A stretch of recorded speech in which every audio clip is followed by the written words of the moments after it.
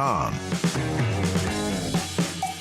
Ryan Harklau played at Iowa State, captain a couple of different years, was on a team that was as good as they've ever been in 2000, and also does their sideline work for Iowa State. They play Baylor Saturday, 11 o'clock in Ames. And Ryan joins us on 365 Sports with Paul Craig, and I'm David Smoak. Ryan, thank you very much. What's the temperature this week? Not like real temperature, but just the lead up and atmosphere around Ames for Iowa State Baylor. Well, I would tell you they're excited, but it's more of a cautious optimism. You know, when you look at last year, there's a lot of high expectations with that football team, and while they were in every game and came to the wire in a lot of different games, the problem was we weren't winning this close game. So you come out of your preseason, you're 3-0, you're cautiously optimistic, but getting that confidence back as you walk into every game to win it, as a fan, you can just tell they're excited about the team, but I think they're really looking forward to see what, the measuring stick is coming this weekend with Baylor coming to town. And the fan base is really looking forward to this football game. Ryan, and I know it's early, there's only a couple games, but did the confidence of this team change and was buoyed by finally shaking the Hawkeye monkey off their back? I think if anything, they were a little frustrated by that game and how they played. And I'm talking about the players here, not the coaches. I mean, anytime you get a win in a hostile environment like that in a rivalry game, you'll take it any way you can get it. But at the same time, there was 5 turnovers in that game, what we would assume to be turnovers, 3 turnovers, 2 in the end zone, and then they had 2 block punts, Iowa State did. So in essence, there was 5 turnovers in that game. If you don't do that to yourself and give the Hawkeyes a short-sided field the entire football game, that's probably a 24-7 game. And so I think that they were happy to get the win, but I would tell you, I rode back with the team on the buses, and it wasn't party central on there. If anything, it was lights out, and those guys were ready to get back to work. Again, they just knew they didn't perform at the level they need to win consistently throughout the Big 12. Ryan, I was watching kind of the instant reaction to that game and seeing some Cyclones fans on my timeline just going nuts because it just seems like when the Cyhawk game happens, Iowa State special teams or just the craziest things happen. Well, you just kind of, flummoxed by their performance in so many ways. What is it about that game where just kind of the worst seems to come out mistake-wise for Iowa State? I don't know, and I don't really believe in jinxes, but I'm going to tell you right now, when that second punt got blocked, like, we're jinxed. Yeah. What are we doing here?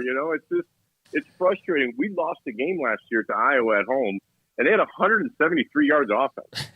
And that's hard to do. You can't, that's only happened a couple of times in the last, 2,500 games or so on. There was some statistic on it, but it only happened like 2 or 3 times, and Iowa's won those games 2 of the 3 times. So they do make it ugly on you, but golly, I feel like we try to help them out every year in that game somehow. But we were able to get out of there with the win, which it did feel good. But again, the kids just felt like they could play at a higher level than they did that day.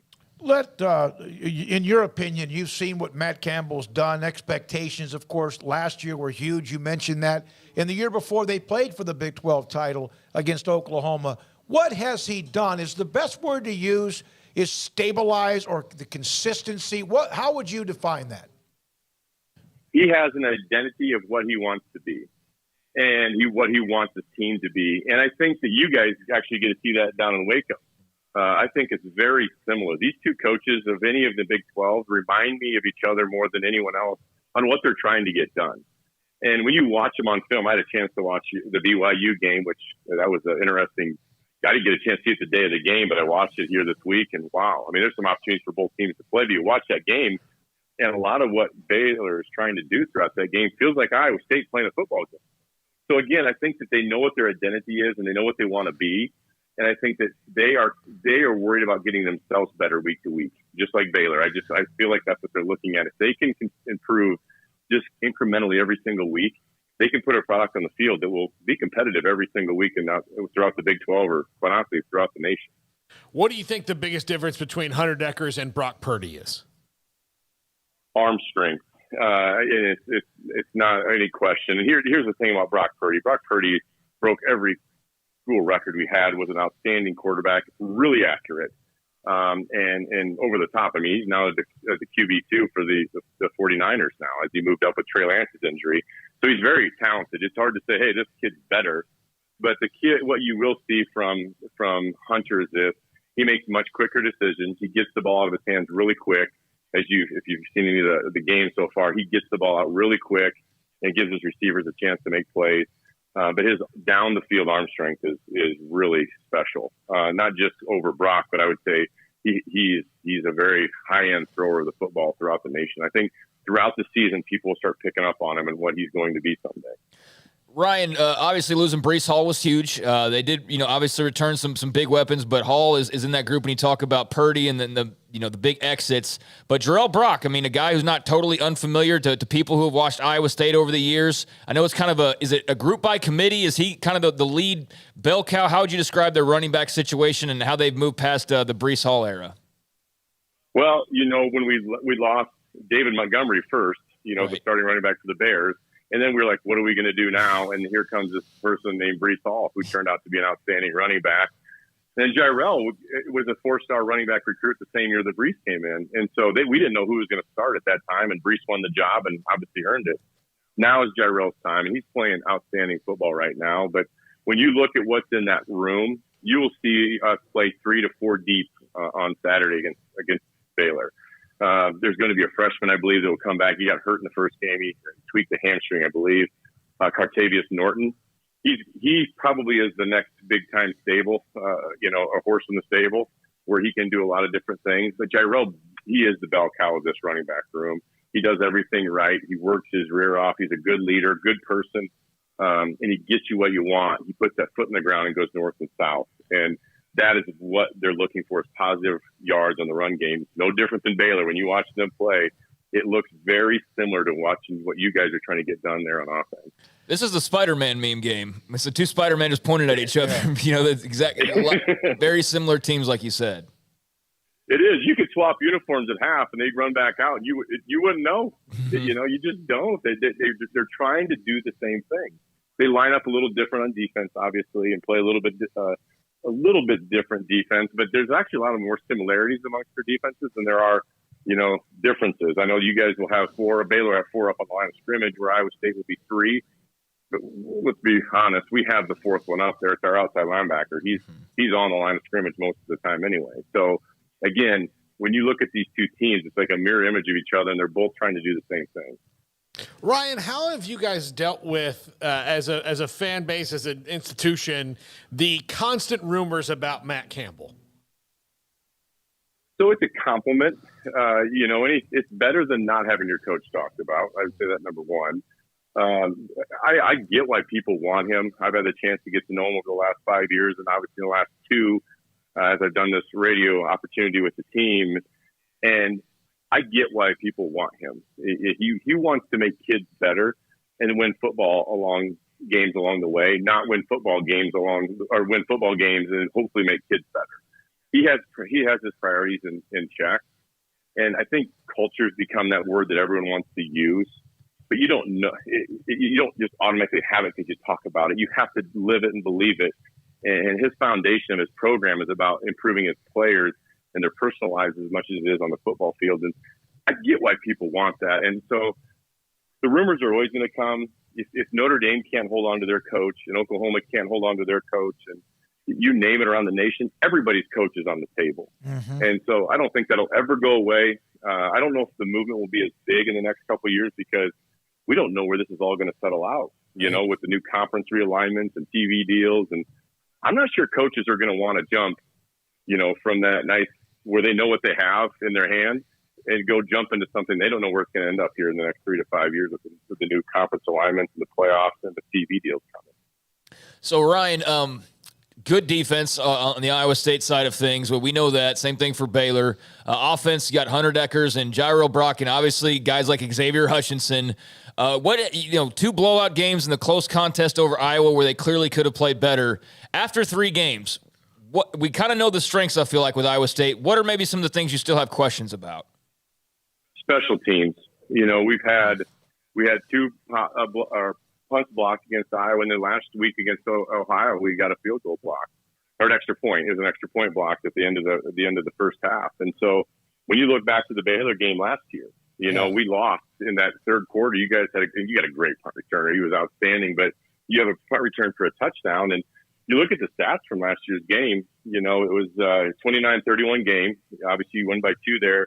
We had 479 yards of offense to Baylor's 282, and you lose a game. And again, it comes back to what you say with special teams. It's those plays. And I think that Baylor does have special teams, and we have to be prepared on Saturday to play great there, or we will put ourselves in a tough spot where it's going to be difficult to win if we don't perform on those teams. The TCU Baylor series, the football series, is intense for a lot of reasons. Both of them are small private schools. TCU was left out of the Big 12, and then they came back, and Patterson and Briles, they just didn't like each other. And they were also competing for the same thing, the same players and recruits. Do you feel like Iowa State Baylor's becoming a pretty nice little rivalry because they're competing for that piece that has always been thought of as Oklahoma's and Texas? I think that's absolutely the truth. And I'm going to tell you right now, in the championship game, there was Iowa State's cheering for Baylor. I think you all probably knew that. You want them to do well, just not against each other. And I think that, like you said, they're a mirror image of each other. But when they get together, it's gotten a little feisty in Ames a couple of years ago. I think that was 2019, where we had a couple players from each side kicked out of the game. David Montgomery being one of them. And the players know too. They know the intensity of that game, and this game is really impactful for the Big 12 as we go into the season. Obviously, you guys are picked to finish top or top 2 or 3, and you're still in it. We just came out of the preseason, and for us, if we want to be that sleeper, we got to show up on Saturday and earn our right to be in the conversation for the Big 12 again.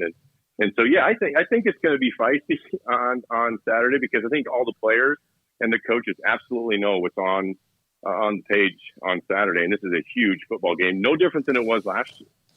A 2-point game. And I think it gave Baylor a really nice momentum into the Big 12 season after you beat a team like that allowed you guys to go on a great run and have an awesome season throughout 2021. I believe for Baylor, and I said this earlier this week, Brigham Young was a little bit like this. They won all those games at home last year. It's hard to win on the road. They have not done a very good job of it. And to me, this is kind of the difference between getting just into a bowl or being a part of the conversation when we get to mid to late November. Same thing perhaps as well for Iowa State. What was that like, Ryan, when Matt Campbell reached out to you? He wanted you, I know you're doing sidelines, but he wanted you to be much more a part of the program to help the players as they move on past football. Yeah, so when he first got here, he brought about 10 to 15 of us back. And number one thing is, how do you win here? How did you win? What was the magic sauce, if you will, in Ames when we were winning? We won, my senior year was 9-3 team, because we won the Inside.com Bowl, had a lot of success. The number two, so then he wanted to talk to us. He goes, I want you to mentor our players.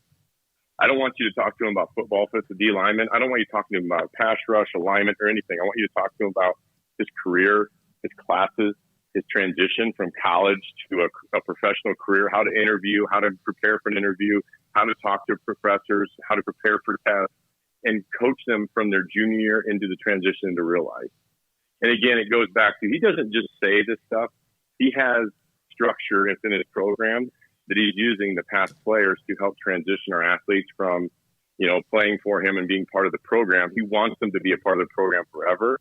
And this mentorship program is built to do that, just to keep the cycle alive, where past players are going to help our current athletes transition out of sports into what they're going to do ultimately in the real world. And I think that's what really goes a long way with these players. They know he loves them. He cares about them. And that's a priority to him when he works with the athletes and their families. Iowa State's become much more involved in being a part of the conversation in the Big 12 recently, but you were a part of a team that did something that's been known as the best year ever. I know that they would love to get to 10 wins, love to win a Big 12 title at some point, but what's it like to be a part of the team that everybody thinks is the best team ever in that program? So we have the best record. I think this Fiesta Bowl team that won is probably the best team. And I know it's not my team, but we win 2020.